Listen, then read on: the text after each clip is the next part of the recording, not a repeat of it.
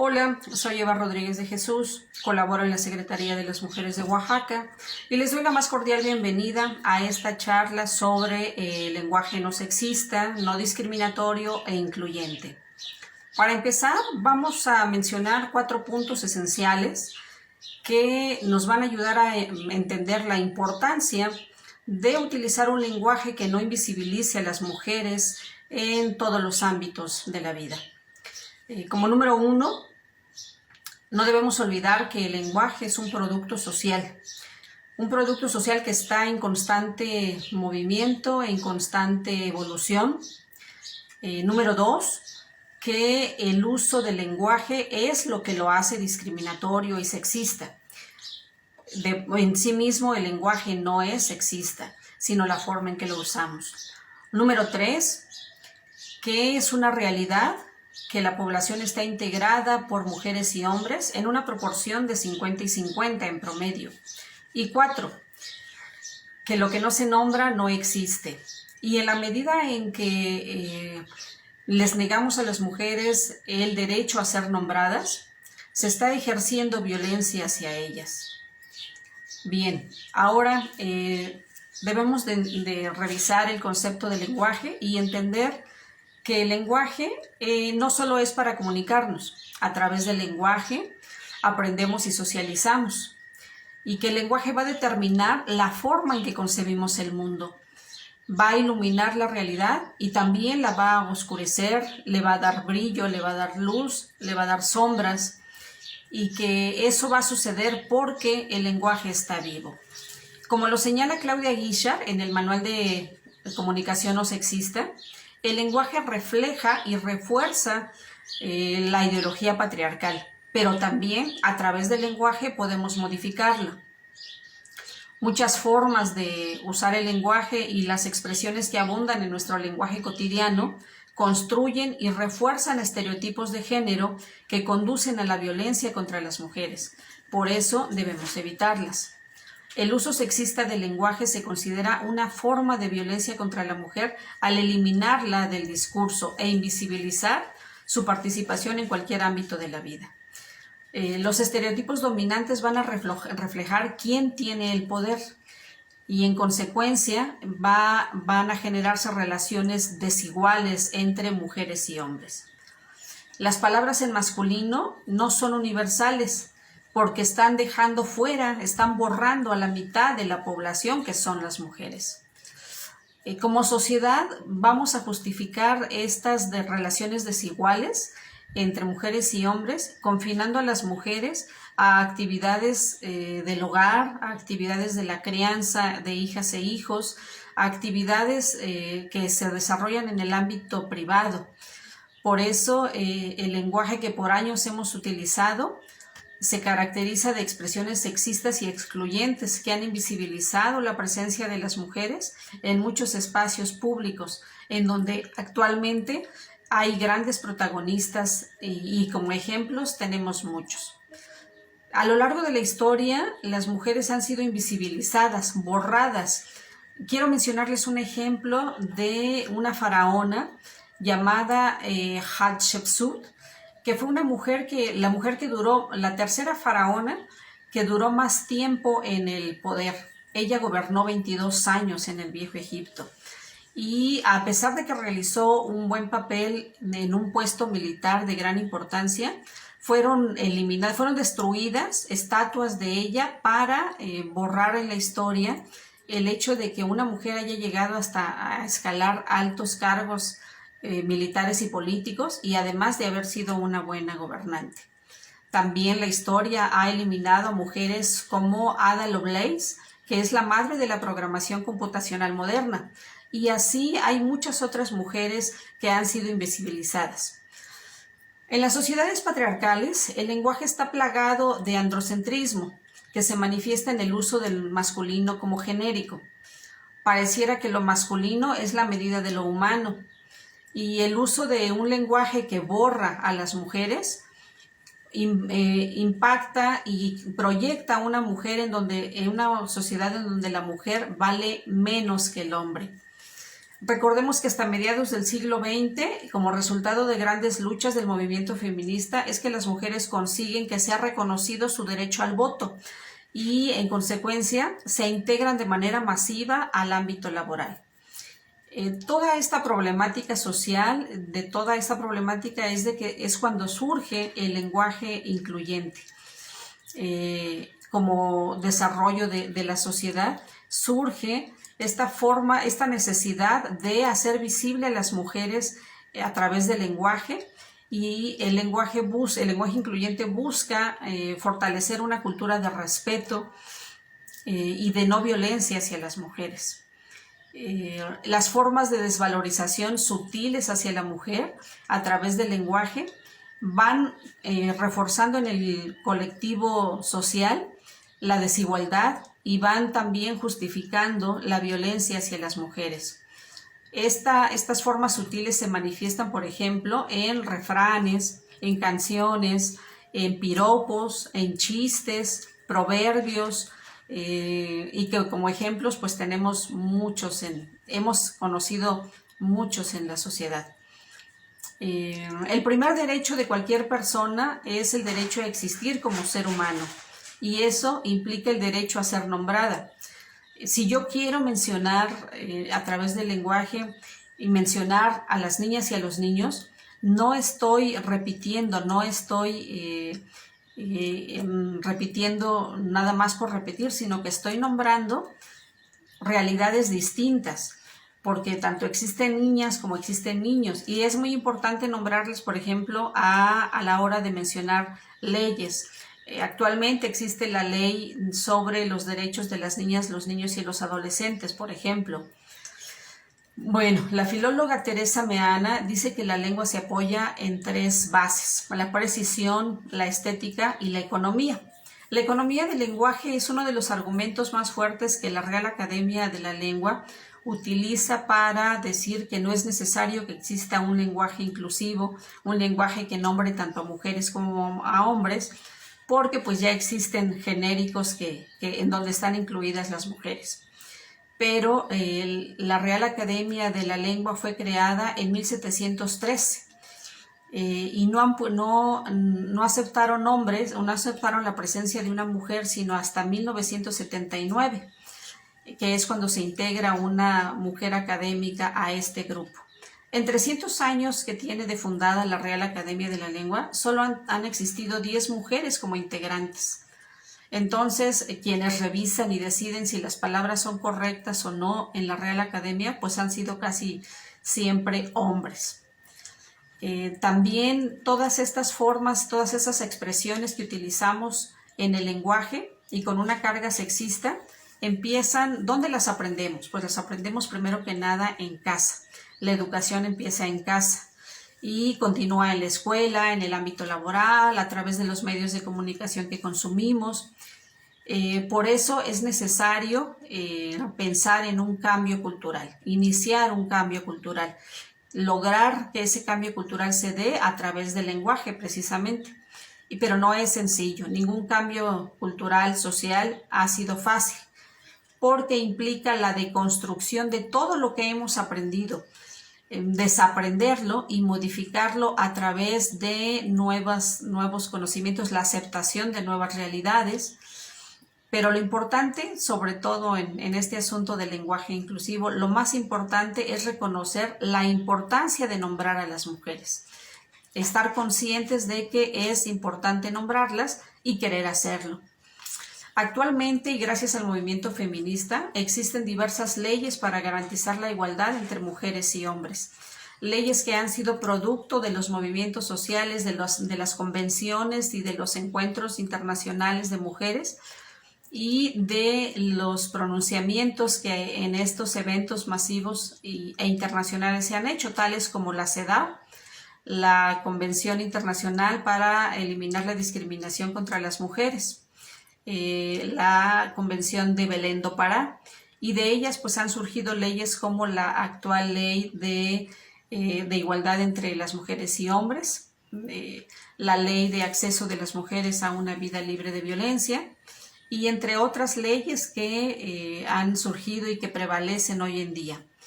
El problema es que todas esas leyes son inaplicables si seguimos teniendo una sociedad machista, una cultura machista, una forma de pensar machista, porque entonces no estamos viendo el problema. De esta manera, pues el cambio no es legal, tiene que ser cultural, porque si cambia la realidad, pues cambia el modo de nombrarla. Hoy las mujeres están en todas las profesiones, por ejemplo, en todos los cargos de toma de decisión. Entonces hay que nombrar esas realidades. Tienen que ser nombradas. Si antes no se decía arquitecta o presidenta o ingeniera, es porque no existían las mujeres en esas profesiones o en esos cargos. Pero hoy en día existen y hay que nombrarlas. Entonces, si cambia la realidad, cambia el modo de nombrarla. Entonces, vamos a distinguir que el sexismo lo vemos en el uso diferenciado de los tratamientos, en los usos de cortesía, en la enorme cantidad de formas peyorativas que existen para nombrar a las mujeres, en las designaciones asimétricas, en los vacíos léxicos, las figuras retóricas, en el orden en que colocamos a la mujer, en el orden de las palabras, en la referencia a las mujeres como categoría aparte o subordinada. La señora de, por ejemplo, no es el mismo significado que le atribuimos a las palabras que utilizamos para designar a las mujeres. Por ejemplo, la palabra zorra, la palabra gata, la palabra perra. Le atribuimos diferentes significados cuando se refieren a las mujeres, a diferencia de cuando se refieren a los hombres. Debemos recordar que las sociedades se integran por mujeres y hombres, por lo que no es incorrecto ni redundante nombrar en femenino y masculino. Más adelante vamos a revisar algunas técnicas y algunas dinámicas para mencionar tanto a unas como a otras. Ahora vamos a revisar algunas técnicas y algunas recomendaciones que pueden serles útiles para utilizar un lenguaje no sexista. Aprender a hablar con igualdad es como aprender otro idioma, pues es necesaria toda la disposición y toda la conciencia de que las mujeres debemos ser nombradas por el solo hecho de ser personas. Entre las técnicas que se sugieren utilizar está, por ejemplo, el desdoblamiento de sustantivos. Es decir, podemos usar los pares de palabras que se diferencian por su género. De esta manera no estamos duplicando el lenguaje, aludimos a referentes distintos, uno femenino y uno masculino. Por ejemplo, podemos utilizar profesores y profesoras, ciudadanas y ciudadanos, las madres y los padres, la mujer y el hombre. También hay otra técnica que podemos realizar que se llama desdoblamiento de artículos y de adjetivos. Esta técnica se recomienda usarla con cierto cuidado para no caer en repeticiones de sonidos, es decir, que no tenga una situación cacofónica y que cause tedio y desinterés a quienes lo escuchan. Por ejemplo, la o el solicitante, las y los integrantes, las y los habitantes, las y los pacientes. En la modificación de adjetivos está, por ejemplo, estudiantes, especializadas y especializados. Modificamos aquí el adjetivo especializados. También podemos usar sustantivos comunes. En el uso de sustantivos comunes, las palabras se refieren tanto a mujeres como a hombres de una colectividad. Entre los ejemplos tenemos la ciudadanía, referente a ciudadanas y ciudadanos, la niñez, que integran niñas y niños, la humanidad. También entre los sustantivos comunes están los nombres abstractos, por ejemplo, la gerencia en lugar de los gerentes, las jefaturas en lugar de los jefes, la clase política en lugar de los políticos, la coordinación en lugar de los coordinadores. En ciertos contextos hay que emplear con cuidado algunas palabras colectivas. La palabra niñez se refiere a niñas y niños, pero decir niñez puede restar importancia a la distinción de ambos sexos. Es mejor usar niñas y niños cuando lo que queremos es visibilizar ambos sexos. En situaciones concretas como en las leyes o en documentos legales. Por ejemplo, hace un momento mencionábamos como en la ley que aparece y que es muy reciente en México, es la Ley General de los Derechos de Niñas, Niños y Adolescentes. Ahí sí es preciso mencionar tanto a niñas y niños y no utilizar la palabra niñez. También podemos utilizar, debemos de procurar la utilización de palabras incluyentes para dejar claro que se está hablando tanto de mujeres como de hombres y no solo de hombres. En este sentido podemos agregar las palabras mujeres y hombres, por ejemplo, los usuarios, mujeres y hombres, los solicitantes, mujeres y hombres. También agregar la palabra persona y eliminar el artículo masculino. Por ejemplo, la persona solicitante en lugar de el solicitante. La persona beneficiaria en lugar de el beneficiario. La persona usuaria en lugar de el usuario. O las personas adultas en lugar de adultos, los adultos. Otra forma de usar un lenguaje incluyente y no sexista es destacando la utilización de pronombres y pronombres de todo tipo, los pronombres posesivos, los pronombres reflejos, los pronombres personales, los pronombres indefinidos o los pronombres relativos. Un ejemplo de pronombres relativos es, por ejemplo, en lugar de decir los que entren a este concurso deberán inscribirse lo más pronto posible, podemos señalar quienes entren a este concurso tienen que inscribirse. Por ejemplo, también podemos decir, esta unidad cuenta con personal especializado a su servicio. En lugar de decir, esta unidad cuenta con personal al servicio de los usuarios. Otro ejemplo podría ser, la Guelaguetza es la máxima fiesta de los oaxaqueños. En lugar podemos mencionar, para ser incluyentes, la Guelaguetza es nuestra máxima fiesta. Otra de las técnicas implica la modificación de verbos. Esto es para integrar a las personas y no solo hablar del género masculino. Una frase de ejemplo sería, cuando se realicen trámites, para evitar y no decir cuando los usuarios realicen trámites. Si le interesa, acuda usted a la oficina, en lugar de decir, si estás interesado, tienes que acudir a la oficina tal. Otra de las técnicas que podemos estar utilizando para incluir tanto mujeres como hombres es evitar el uso de palabras en diminutivo.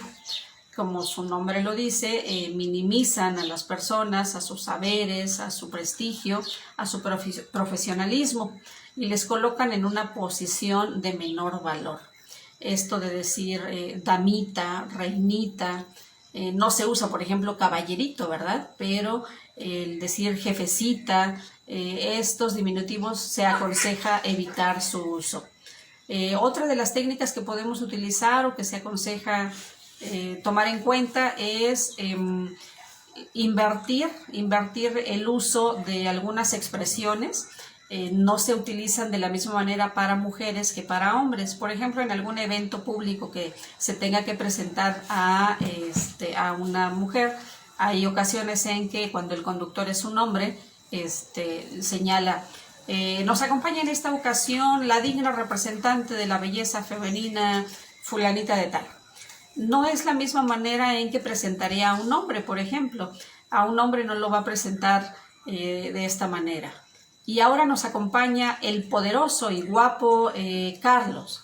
Estas expresiones reflejan o ponderan el aspecto físico de las personas y pues generalmente de las mujeres, llevando a una cosificación de las mujeres. Entonces también se aconseja evitar esta dinámica, esta técnica, esta forma de expresarse hacia las mujeres.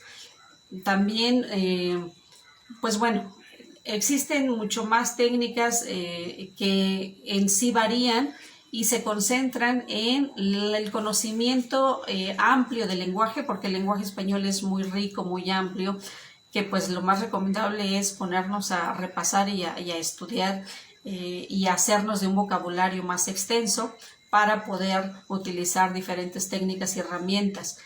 Ciertamente existen muchas de ellas, pero esto dependerá de la creatividad y del conocimiento de cada quien. Y podemos estar haciendo una combinación de ellas sin olvidar, por favor, siempre el contexto en el que nos estamos expresando. Más bien todas estas sugerencias han sido para el uso de un lenguaje verbal. En el aspecto escrito, pues bueno, es otra historia y también hay situaciones que debemos de tomar en cuenta a la hora de escribir, sobre todo en los formatos que ya vienen como muy reducido el espacio y no es posible poner mujeres y hombres y expresar para referirse a ambos sexos. Se pueden utilizar paréntesis o diagonales para señalar tanto a hombres como mujeres. Y lo que sí se recomienda, por favor, es eliminar o tratar de no utilizar arrobas, X, porque pues bueno, no tienen ningún significado concreto, no sirven para expresar un lenguaje incluyente y eso en la medida de lo posible se aconseja no utilizarlo. No olvidemos, por favor, que lo que no se nombra no existe. Y tampoco olvidemos que utilizar de manera distinta las palabras para construir la realidad que queremos también nos va a llevar a construir una realidad sin violencia, una realidad y una sociedad igualitaria, que no solo va a beneficiar a las mujeres al ser nombradas, sino a todas las personas, porque va a permitir un mejor desarrollo integral y sostenible. Pues bueno, yo les doy las gracias por la atención, espero que les sea de utilidad esta charla y las recomendaciones que hemos dado y pues estamos a la orden. Muchísimas gracias.